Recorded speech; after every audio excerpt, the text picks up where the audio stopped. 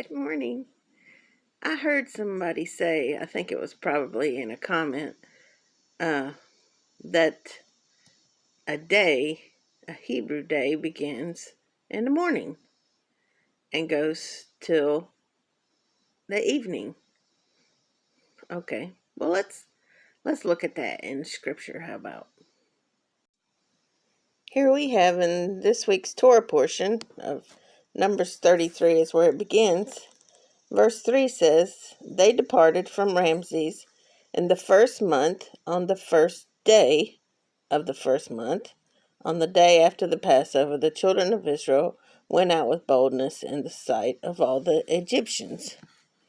Well, here's the word for day, yom. All right, so we do have the day for yom here in this verse. Now, in Exodus chapter 12 and verse 29, we have, "And it came to pass at midnight that Yahovah struck all the firstborn in the land of Mitzrayim, from the firstborn of Pharaoh, who sat on his throne, to the firstborn of the captive who was in the dungeon, and all the firstborn of livestock." So we have the killing of the firstborn at midnight, so we know it was dark. And then we have in verse 33, "And the Egyptians urged the people that they might send them out of the land in haste, for they said, we shall all be dead. And they took their dough and put it on their clothes on their shoulders and left as fast as they could." And in this same chapter 12, we have in verse 41, "And it came to pass at the end of the 430 years, on that very same day, it came to pass that all the armies of Yahovah went out from the land of Mitzrayim." It is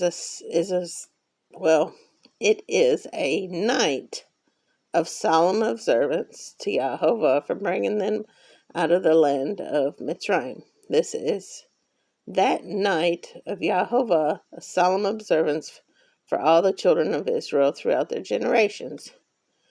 So, on that very same day, which is a night, so we know that the children of Israel left Egypt in the night, but Yahovah calls it a day.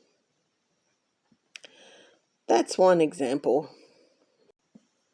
And in Genesis 1, we have, "So the evening and the morning were the first day." Well, evening, what follows evening is night. And so we can clearly see from Genesis 1 that the evening is when the day begins. He says it again, "So the evening and the morning were the second day," in verse 8. And then in verse 13, "So the evening and the morning were the third day." I mean, he just keeps on hammering this point in verse 19. "So the evening and the morning were the fourth day." He's making it pretty obvious that a day begins in the evening when the sun goes down. Verse 23, "So the evening and the morning were the fifth day." So the evening and the morning were the sixth day. "And on the seventh day, Elohim ended his work which he had done, and he rested on the seventh day from all his work which he had done. Then Elohim blessed the seventh day and sanctified it, set it apart, because in it he rested from all his work which Elohim had created and made."